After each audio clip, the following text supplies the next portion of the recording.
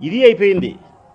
నిన్న నేను జగన్ అన్న అనే పదానికే కలంకమని చెప్పి మాట్లాడితే మాకు బాధ కలిగి నిన్నొచ్చి నేను మాట్లాడితే వాస్తవ సత్యాలు తెలుగు ప్రజలందరికీ నేను చెబితే ఎక్కడ నీ కూతురు యొక్క గౌరవం దెబ్బతింటుందో, ఎక్కడ నీ కూతురు యొక్క వాదనను ప్రజలు పసిగట్టారో అని చెప్పి ఆమె వాదనను నిలబెట్టే దానికోసం నీ కొడుకును పూర్తి అన్యాయస్తుని చేయడానికి సిద్ధపడి మళ్ళీ ఇది ఇస్తావా తల్లి? నువ్వు ఈ ప్రకటన ఇస్తావా? నీ మేనకోడలకు నీ మేనల్లుడికి జగన్ అన్యాయం చేస్తానాడని చెప్పి. ఇంతకంటే అన్యాయం, ఇంతకంటే దుర్మార్గం ఏమన్నా ఉందమ్మా? అవసరమైన ప్రతి సందర్భంలోనూ షర్మిలమ్మను మేలు చేసేదానికి జగన్మోహన్ రెడ్డి గారిని పూర్తిగా సమాజం దృష్టిలో హీనపరిచేదానికోసం ఇట్లా చేస్తే ఎంత అన్యాయం తల్లి. అయినా ఒక్కరోజు కూడా పాపం మా నాయకుడు జగన్మోహన్ రెడ్డి మీ బిడ్డ నిన్ననలే, షర్మిలమ్మనలే, సునీతనలే, ఎవరిని ఒక మాట మాట్లాడలే. గమ్మునుండాడు, ఓర్పుగా ఉండాడు. ఆయన ఇంకొక మాట కూడా చెప్పినాడు, నేను ఏమైతే ప్రేమతో నా చెల్లెలకి ఇవ్వాలనుకున్నానో అది ఇప్పుడు ఇవ్వకూడదు అనుకుంటానా. కారణం ఇదిగో నా చెల్లెలు ఈ విధంగా చేస్తాంది కాబట్టి.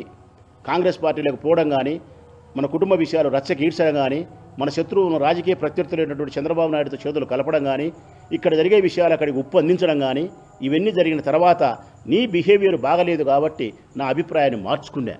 కాకపోతే తిరిగి భవిష్యత్ కాలంలో నువ్వు పశ్చాత్తాప పడితే నేను తప్పకుండా నీ పట్ల అన్ననే ప్రేమను, మమకారాన్ని, కరుణను చూపిస్తా అని చెప్పినాడు.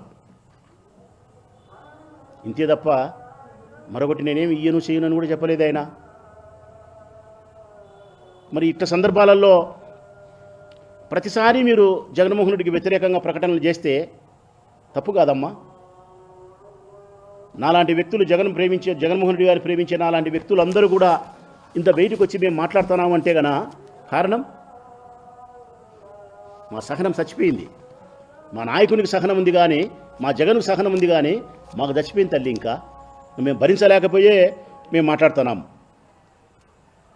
విశాఖపట్నం ఎయిర్పోర్ట్లో మాట్లాడింది షర్మిలమ్మ గారు.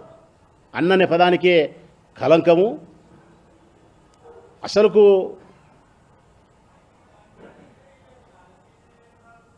ఇలాంటి అన్న ఉంటే శత్రువులు కూడా అవసరం లేదంట. జగన్ లాంటి అన్న ఉంటే శత్రువులు కూడా అవసరం లేదంట. రాష్ట్రమంతా ఏమంటున్నారు తల్లి తెలుసునా? అందరు తల్లులు ఇలాంటి కొడుకు నా గర్భాన జన్మించలేదే అంటున్నారు తల్లి. జగన్ లాంటి కొడుకు నా కడుపున పుట్టలేదే అంటున్నారు అమ్మలందరూ.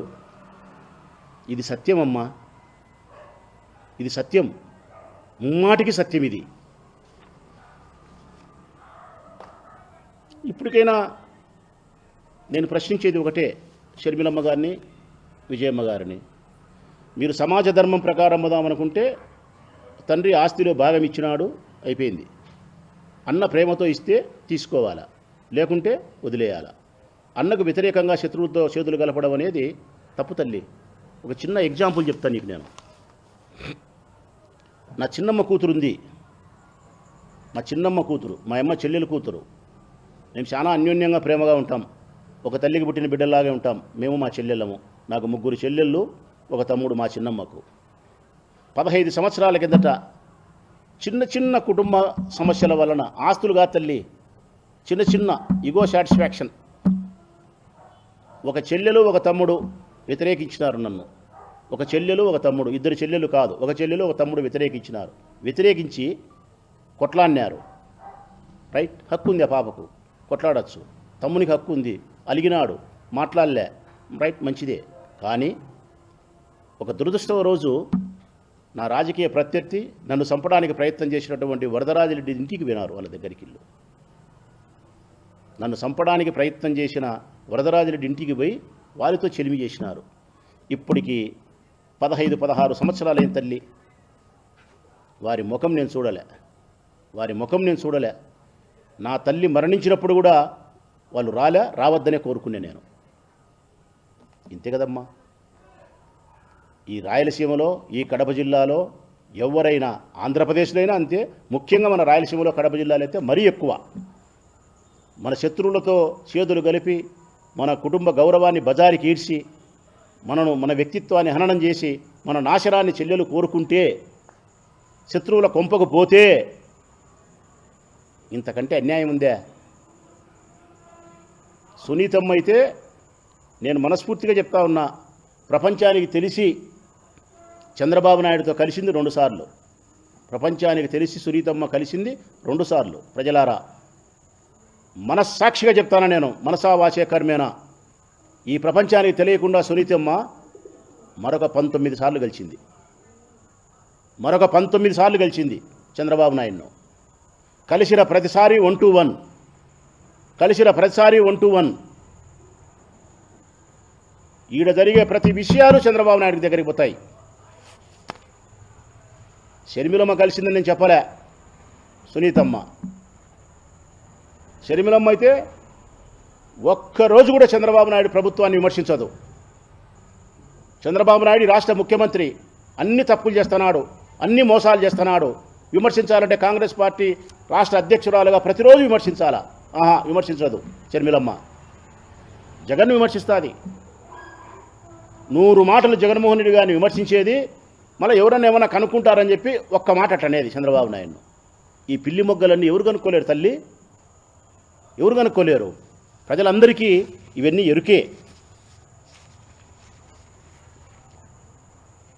మీరు సమాజ ధర్మం ప్రకారం ఉండినా రైట్, లేదు న్యాయస్థానానికే పోతాం కోర్టు కంటే పోయినారు, కోర్టుకు పోయినారు.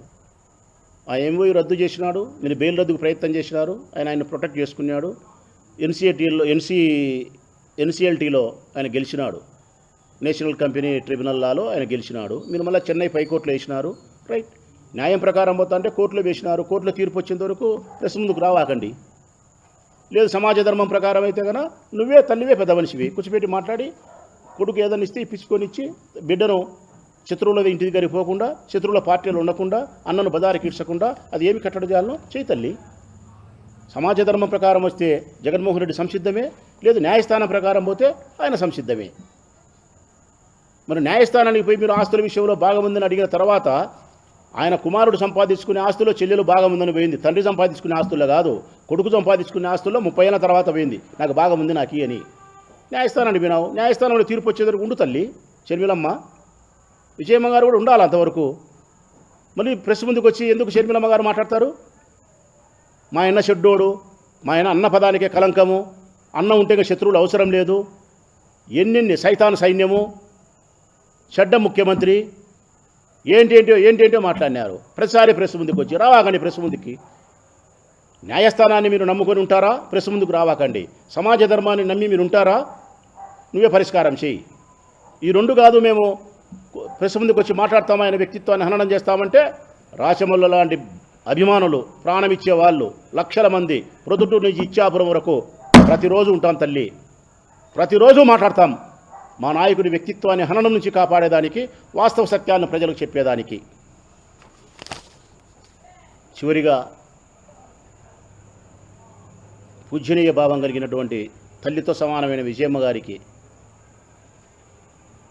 క్షమించు తల్లి, ఇటువంటి పరిస్థితి వస్తుందని అనుకోలే.